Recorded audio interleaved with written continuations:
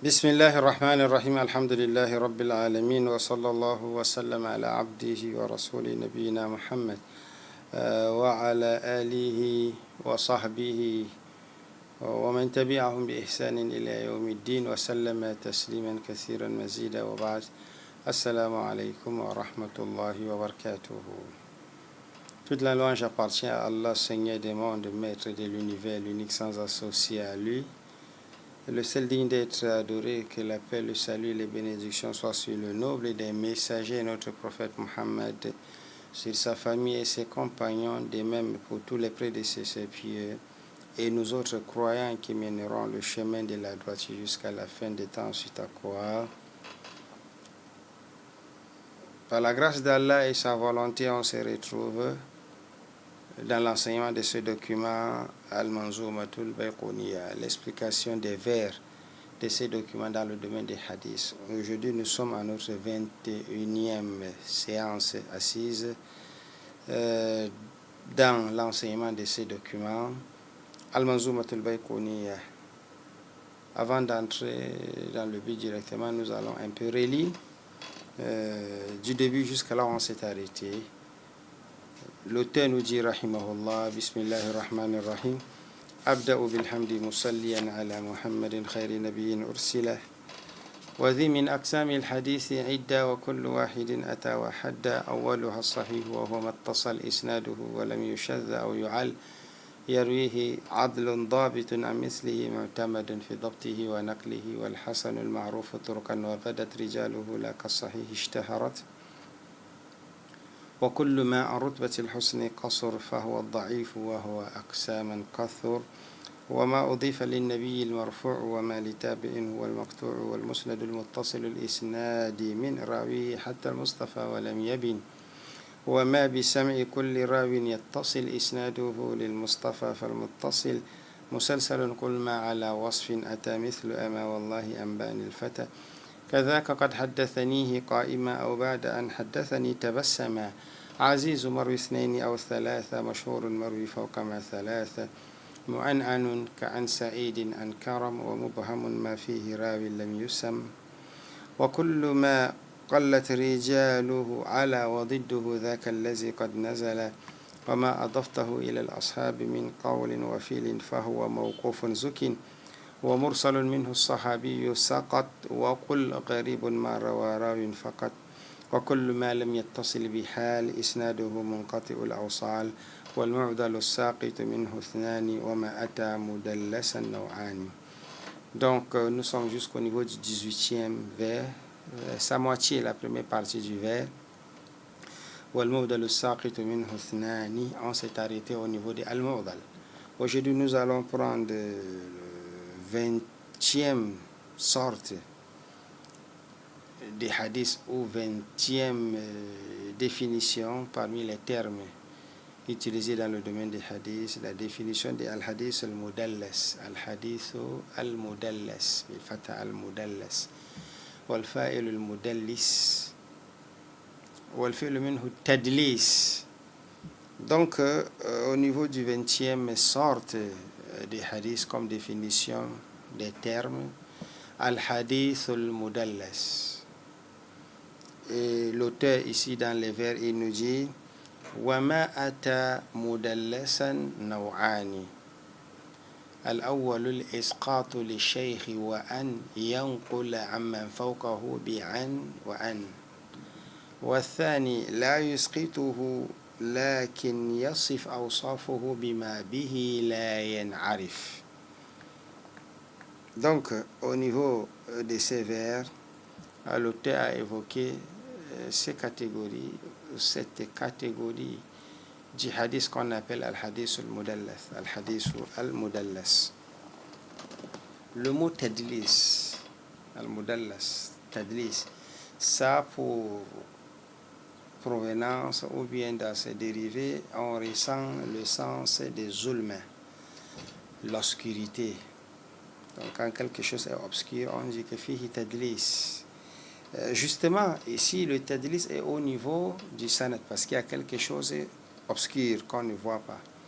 Il y a quelque chose de caché, il y a quelque chose de noir. au niveau du isnad, et c'est ce que nous voulons expliquer. وَمَا أَتَى مُدَلَّسًا نَوْعَانِ. Donc, ad-dulsatu allati hiya zulma, l'obscurité, d'où on a l'origine du mot tadlis, oui, c'est parce que il y a quelque chose qui n'est pas clair et qu'on veut cacher, quelque chose qui est caché. C'est pourquoi même dans le commerce, dans le livre du commerce, les transactions commerciales islamiquement parlant, on a parlé de ces caractères interdits dans l'islam qu'on appelle at-tadlis fil bay'. Le fait de cacher un défaut d'une marchandise ou d'un produit qu'on en a, on cache son défaut pour présenter. Comme celui par exemple où il y a un problème au niveau du lait qu'il vend, ou bien il veut vendre sa bête, mais il attache les mamelles pour qu'elle gonfle. Il a caché quelque chose et quand elle va gonfler, on va dire qu'il y a le tadlis dedans. Ou quelqu'un qui vend les arachides et il verse un peu de l'eau pour que ça gonfle parce qu'il veut cacher le côté que ces arachides ne sont pas de la bonne qualité, ne sont pas avec des grains très gras, ainsi de suite. Donc il y a ce qu'on appelle le tadlis dans le commerce qui est interdit. Ça c'est ce qui concerne le commerce. C'est interdit. Pourquoi? Parce que le vendeur cache à l'acheteur quelque chose que lui, il sait que si l'acheteur découvre, il risque de ne pas l'acheter. Et on appelle cela tadlis. Mais en ce qui concerne le hadith, le tadlis, il y a beaucoup de différentes sortes du fait de cacher un défaut dans la chaîne de transmission. Le fait de cacher un défaut dans la chaîne de transmission, il y en a plusieurs sortes. C'est-à-dire, dans le terme tadlis, al-hadith al-mudallas, c'est beaucoup de catégories. Mais, bon, quand on dit beaucoup, oui, justement, les savants parfois ne débordent pas à 4, parfois ils se limitent à 3, et parfois ils se limitent à 2. Et pour un débutant, l'auteur ici s'est limité à deux sortes de tadlis. Une manière de cacher un défaut dans le isnad. On a deux manières de procéder à cela. وَمَا أَتَى مُدَلَّسًا نَوْعَانِ. الأول الإسقاط للشيخ وأن ينقل عمن فوقه بأن وأن. والثاني لا يسقطه لكن يصف أوصافه بما به لا ينعرف. Nous avons donc deux sortes. La première sorte du tadlis, et on connaît déjà le mot tadlis, même dans le domaine des hadiths, c'est parce qu'on a caché un défaut dans la chaîne de transmission. Qui le cache? C'est l'un des narrateurs, c'est l'un des transmetteurs des hadiths. Dans une génération, c'est lui qui cache, c'est celui qui le cache vis-à-vis de son enseignant qui se trouve devant lui dans une génération plus haute, ainsi de suite. Donc ça peut être dans n'importe quelle catégorie de générations, sauf la génération Sahaba. Donc des tabi'in, jusqu'à l'auteur, il peut avoir le tadlis. Cacher un petit défaut pour qu'on ne le découvre pas. Si on le découvre, on va rejeter le hadith. Et nous allons connaître aussi les causes qui ont amené ces transmetteurs, précisément parmi eux, les bons gens, les grands shuyukh, les grands thiqat. Pourquoi? Et même les autres sont arrivés à faire ce genre de comportement qui est dans l'apparence quelque chose d'inacceptable. Qu'est-ce qui les a amenés à ça? Donc, à cela ne tient, l'auteur nous parle de deux types de tadlis dans le isnad. Il y a ce qu'on appelle tadlis at-taswiya. Et il y a ce qu'on appelle tadlis shuyukh. تدليس التسوية تدليس الشيوخ فالأول الإسقاط للشيخ الإسقاط للشيخ وأن ينقل عمن فوقه بأن وعن. On appelle ça تدليس التسوية. Nous avons une chaîne de transmission où il y a 7 personnes dedans, ou 6 personnes, ou 5 comme tu veux, mais on a besoin d'un nombre de personnes dans la chaîne de transmission. La première personne, c'est l'auteur principal du document. La dernière personne, c'est le compagnon du hadith, qui est septième personne. Et entre eux, il y a 5. Considérons donc 7 personnes dans la chaîne de transmission. On appelle le premier, qui est l'auteur, 1, suivi de 2, 3, 4, jusqu'à 7. On donne un chiffre à chaque transmetteur. Le 7, c'est le compagnon. Le 1, c'est peut-être Tirmizi, qui est l'auteur du livre. Et c'est ce qu'on appelait Al-Rawi Al-Adna. Parce qu'on a le Rawi Al-A'la, qui est le compagnon. Donc, émettons des chiffres de 1 à 7. Entre l'auteur du document et le compagnon, il y a 7 personnages. Entre eux, il y a 5. Avec eux, il y a 7. L'auteur qui est numéro 1, il dit tellement informé, qui est le numéro 2. Le numéro 2 devrait dire tellement informé, qui est le numéro 3. Mais le numéro 3 là n'est pas une bonne personne. C'est l'un des narrateurs que si on voit une chaîne de transmission, il est dedans, on ne l'accepte pas. Parce que lui, il est peut-être faible dans la mémorisation. Il a des défauts qui font à ce qu'on n'accepte pas son hadith. Lui, le numéro 3. Et le numéro 2 ne veut pas qu'on rejette son hadith. Il prend, lui, son lien et il envoie directement au 4 en faisant sauter le numéro 3.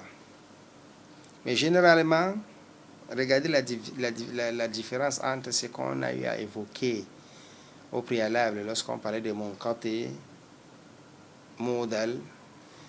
Ici, généralement, lorsqu'il fait sauter le numéro 3 et il dit peut-être que le numéro 4 a dit. Donc, 1 dit, 2 m'a informé, 2 dit, le numéro 4 a dit. Généralement, entre le 2 et le numéro 4, il y a eu Mu'asara. Et il y a même eu Luqi. Généralement, c'est une même génération. Donc, le numéro 2, 3 et 4, c'est une même génération. Le numéro 2 a rencontré le numéro 4. Le numéro 2 a écouté les hadiths au numéro 4. Donc, c'était en même temps, c'est une même génération. Puisque le mot génération, ici, dans la chaîne de transmission, n'est pas forcément problème d'âge. Le plus souvent, c'est problème d'élève à enseignant. Donc, le numéro 2, il a rencontré le numéro 4. Mais ces hadiths-ci, avec cette chaîne de transmission, il n'a pas écouté chez le numéro 4. Il a écouté chez le numéro 3, que lui a écouté chez le numéro 4. Donc, il fait sauter le numéro 3. Sous prétexte, toi qui prends le hadith devant toi, tu t'es dit que lui, il a écouté plutôt le numéro 4. Et là, celui qui a le problème parmi les narrateurs, les transmetteurs, le numéro 3 n'est plus là. Et tu sais qu'entre 2 et 4, c'était en même temps, ils se sont rencontrés et l'autre a écouté chez l'autre, il a appris chez l'autre.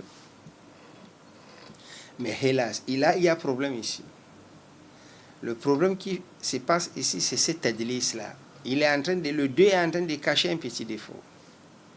Mais il a fait à ce que le isnad est devenu comme une chose bien, moussaoui, qui est correcte, qui est bien correcte. En utilisant les chiffres, on découvre vite. Mais si on retirait les chiffres, tu ne pouvais pas le connaître. 2, 10, 4 m'a dit, mais où est 3? S'il n'y avait pas le chiffre, ce n'était pas facile de connaître cela. Surtout qu'ils ont vécu ensemble entre le 2 et le 4. Mais lui, en réalité, dans ces hadiths, la chaîne de transmission n'est pas liée du début jusqu'à la fin. Il y a rupture. Mais ces genres de rupture, on l'a appelé tadlis. Et précisément tadlis ou taswiya. Parce qu'il a fait sauter le numéro 3, un narrateur entre lui et le prochain cheikh. Et il a joint, collé, comme s'il était le principal narrateur et transmetteur qui a écouté du numéro 4. Et là, il y a tadlis. En réalité, dans le fond, Le numéro 2 n'a pas menti dans la chaîne de transmission. Il ne ment pas. C'est pourquoi ce n'est que des grands savants qui ont découvert ce qu'on appelle le tadlis. Le numéro 2, en réalité, n'a pas menti. Parce que s'il a menti, là, c'est un défaut qui fait à ce que son hadith ne peut pas être écouté même n'importe où. Lui, le numéro 2, c'est une bonne personne acceptée auprès des gens des hadiths. Mais seulement, il a fait le tadlis. Dans le fond, le tadlis ici n'est pas un mensonge. Pourquoi? Parce que quand il vient, il fait sauter l'autre pour relier entre lui et le numéro 4. Il ne dit jamais que j'ai écouté le numéro 4 dit précisément dans ces hadiths. Il ne dit pas ça. Il utilise d'autres formules qui cachent ce qu'on appelle sigatu al-asli, sigatu tasri. Donc il utilise des formules. Par exemple, c'est le numéro qui dit, il dit le numéro 4 a dit. En réalité, le numéro 4 a dit qu'il a écouté chez l'autre. Mais où est le lien entre toi et le numéro 4? Mais dans l'ensemble, il a vécu avec lui. On ne sait pas s'il a écouté chez lui ou pas. Donc, il va donc utiliser le an-ana qu'on a parlé les assises passées. Il doit utiliser le an-ana. An. Donc, le numéro 2 lui dit an numéro 4. Pourtant, en réalité, dans son intention, il sait qu'il y a d'abord le 3 que lui l'a caché ici pour amener le 4. Donc, dans le fond, on dit qu'il n'a pas menti parce qu'il utilise des formules qui n'étant pas à te faire comprendre que réellement il a écouté le numéro 4. Non, lui, dans son fond, il sait que c'est le 3 qui a pris chez le 4 et non lui directement. Et lui, il a pris chez le 3. Mais le 3 a des défauts où on n'accepte pas son hadith et il le cache. Et quand il le cache, il efface, il rapproche le 4 et lui. Le 4 devient comme si en réalité c'est lui le 3. Donc on se retrouve dans un isnad, au lieu de 7, c'est 6 personnages. Pourtant en réalité c'était 7. Donc pour découvrir cela, il faut être un savant de classe. Il faut être un hafiz de classe. Il faut être un connaisseur des chaînes de transmission, un connaisseur des générations, et un connaisseur pas seulement des générations, mais un connaisseur des élèves et des enseignants. Quand tu rentres dans les livres qui nous parlent de la biographie des narrateurs, tu vois, on consacre toujours une partie pour parler de ses enseignants et ses élèves. Ses enseignants pour connaître il a pris chez qui. Ses élèves pour connaître qui ont pris chez lui. Dans Sir Alam Nubala, tu vas trouver cela. Dans Tahzib, les grands livres de Rijal, tout tu vas trouver cela. Les grands livres de Rijal, tu vas trouver cela. Donc en réalité, le tadlis ici, il a caché un défaut, mais il a utilisé des formules que tu ne peux pas l'attraper pour lui dire que réellement, il veut dire qu'il a écouté chez le numéro 4, pourtant il a fait sauter le numéro 3. Non, il utilise des formules que tu ne peux pas découvrir facilement. Et de deux, lui aussi, il a vécu avec le numéro 4 là. Et il a rencontré le numéro 4 là, oui. C'est pourquoi ça devient difficile donc de connaître le tadlis, mais les savants ont décortiqué. Une autre chose, c'est que lui, celui qui fait le tadlis est une personne acceptée.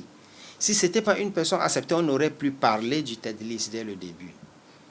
Donc voici la première partie qu'on appelle tadlis shiur. Deuxième partie est tadlis taswiya. Deuxième partie, c'est ce qu'on appelle tadlis ashiur. والثاني لا يسقطه لكن يصف أوصافه بما به لا ينعرف. Deuxième sorte de tadlis. Lui, il ne fait pas sauter un narrateur, un transmetteur principal qui était sur cette chaîne de transmission, son enseignant, que lui l'a reçu chez lui. Il ne lui fait pas sauter pour aller plus haut et relier comme s'il a écouté du plus haut. Il ne fait pas cela. Il amène son vrai enseignant que lui, il a pris chez lui. Revenons encore sur notre exemple des 7. Le numéro 1. Le numéro 2, là où il y a problème, le numéro 2, il ne fait pas sauter le numéro 3. Il dit 3 m'a dit, et 3 dit 4 m'a dit, il n'y a pas de problème à ce niveau. Mais quand il amène le numéro 3, là, qui est son enseignant, il utilise un autre caractéristique, il utilise un autre surnom, il utilise un sobriquet que la masse ne connaît pas, sauf une poignée de grands connaisseurs. Donc, quelqu'un qu'on a habitué à l'appeler Othman, toi, tu n'utilises pas le mot Othman. Au lieu de dire Othman m'a raconté, Othman m'a informé, Othman m'a dit, j'ai écouté Othman, tu utilises un autre nom qui n'est pas Othman. Et les gens connaissent plus Othman. Et généralement, les gens ont l'enfance, le temps de l'enfance, l'adolescence, la puberté, la vieillesse grande. Généralement, pendant cette période, il y a souvent des noms qu'on utilise dans chaque étape de la vie de quelqu'un, ou parfois ça disparaît, rien que des anciens peuvent se rappeler. Là, il vient, il ne dit pas Othman, il dit peut-être, il peut utiliser une kunya que les gens ne maîtrisent pas. Une kunya, Aboutel, où on ne maîtrise pas, c'est pas tout le monde qui connaît tel Aboutel là, mais lui sait que c'est Othman. Et pourquoi? Parce que s'il dit Othman, Othman là, généralement, on rejette son hadith, et lui ne veut pas qu'on rejette le hadith de Othman dans sa chaîne de transmission. Si, il fait donc le tadlis en appelant son enseignant de la génération haute qu'il a reçu avec un autre surnom, avec un autre sobriquet, avec un autre kunya, avec un autre prénom qui n'est pas celui qu'on connaît. Et c'est ça qu'on appelle تدليس الشيوخ والثاني لا يسقط لكن يصف أوصافه بما به لا ينعرف. Donc, quelles sont donc les causes qui ont amené ces savants qui sont pourtant des bons hufaz, des grands, parce que les gens qui ont fait le tadlis sont, on ne dit pas, s'il n'est pas une bonne personne acceptée au niveau des hadiths, on ne parle pas de tadlis. On a sûrement parlé de tadlis ici parce que lui qui a fait tadlis, al-mudellis, c'est parce que lui, en réalité, c'est une bonne personne acceptée. Sinon, on ne devait même pas parler de cela. Mais qu'est-ce qui l'a amené donc à faire ce tadlis-là? Donc, comme on disait, le tadlis, si ça vient d'un daïf, on ne tient pas en considération. Il y en a le tadlis des douafa, mais il est déjà daïf. Lui-même, il n'est pas accepté. Donc, combien de fois son tadlis, on ne voit pas ça. Mais quand les sikats font le tadlis, c'est parce qu'il y a des causes. Les savants ont cité beaucoup de causes. Parmi les causes, il y a parfois des problèmes politiques. Il y a parfois des problèmes politiques. On peut taxer quelqu'un dès qu'il évoque seulement son enseignant. Comme son enseignant est de tel parti pris politiquement parlant, on va lui noyer. Et comme ça, il aura des problèmes. Donc, il y a le cadre politique qui a amené cela. Il y a d'autres choses. Beaucoup. Ils ont pris l'exemple de ces cadres politiques. Ils ont aussi pris des exemples, le fait de ne pas faire à ce que les gens sachent que lui, il a aussi. Donc, comme lui, là, il a rapporté les hadiths chez les gens un peu plus faibles qui n'ont pas le même degré comme lui, en force, en degré d'acceptation. Donc, comme lui, là, il cache cela. C'est aussi une cause. On a dit qu'il y a des causes politiques. Il y a des causes aussi des degrés de force. Il voit que l'autre est moins, donc il cache cela. Il y a d'autres causes. En tout cas, ils ont cité beaucoup de causes. Beaucoup. Que parfois les savants amènent ça dans plusieurs documents des hadiths. Parfois, au-delà de la politique, il peut aussi avoir un problème de crainte. Même comme ça a un lien avec la politique un peu, mais c'est un peu différent. L'autre, c'est parce que les gens ne sont pas adeptes de son enseignant. On repose. Parfois, il y a un problème de mazhab, tout ça, parce que cette fitna-là, quand ça a dégénéré, il y a eu beaucoup de choses qui sont passées en réalité et qui a créé tous ces genres de désordres-là. Donc, parfois, c'est que l'autre n'est pas daïf, mais c'est quelqu'un qui est calé le digne. Il est un peu faible dans la religion de lui, ne veut pas évoquer cet enseignant qui lui a pris le hadith chez lui afin que cela n'influence pas cela n'influence pas peut-être lui dans sa force ou bien dans son degré ou bien que cela n'influence pas dans le fait qu'il a une place élevée, ça peut lui dénigrer, ça peut lui rabaisser, ainsi de suite. Donc, en réalité, on n'accepte pas le hadith là où il y a le tadlis. On n'accepte pas. Le hadith là où il y a le tadlis, on ne l'accepte pas. Pourquoi? Parce que il y a un défaut qui est caché.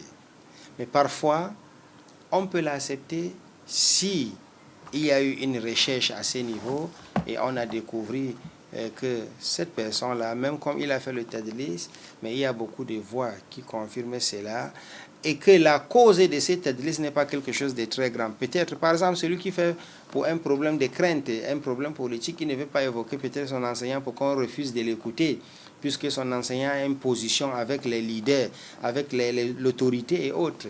Vous voyez que celui-là, on ne peut pas rejeter son hadith. C'est pourquoi le tadlis n'est pas rejeté à 100%. C'est rejeté quand ça influence la chaîne de transmission et elle n'est pas acceptée. Et c'est accepté. C'est pas rejeté quand le tadlis, la cause du tadlis n'est pas quelque chose de flagrant qui est en train de détruire la chaîne de transmission pour qu'on rejette le hadith, parce que la chaîne de transmission est un pilier important pour accepter le hadith. Il faut confirmer son authenticité. Ibn Rajab, dans Nuzhatun Nazar, il a évoqué ces passages de tadlis très brièvement, donc très petit, mais ce qu'il a noté était important, parce qu'il dit, et il a signalé que le mudallis n'utilise pas, le mudallis qui fait le tadlis n'utilise pas les formules réelles, les formules claires. Donc il utilise des formules un peu qui peut accepter autre chose dedans, c'est pourquoi on dit qu'il n'est pas en train de mentir. Mais à tout moment où il va utiliser une formule claire, on accepte. On accepte, on ne dit pas qu'il y a tadlis. Et à la fin, c'est que le hadith al-mudallas n'est pas accepté, sauf dans des cas rares, comme j'ai essayé d'expliquer à ce niveau. Donc, voici une autre sorte de hadith et sa définition. C'est un terme reconnu qu'on dit al-hadith ou al-mudallas. Et dans ces documents, on a évoqué deux sortes de mudallas, comme on a essayé d'expliquer cela. وما أتى مدلسا نوعان فالأول الإسقاط للشيخ وأن ينقل أمن فوقه بعن وأن والثاني لا يسقطه لكن يصف أوصافه بما به لا ينعرف. سبحانك اللهم وبحمدك أشهد أن لا إله إلا أنت أستغفرك وأتوب إليك والسلام عليكم ورحمة الله وبركاته.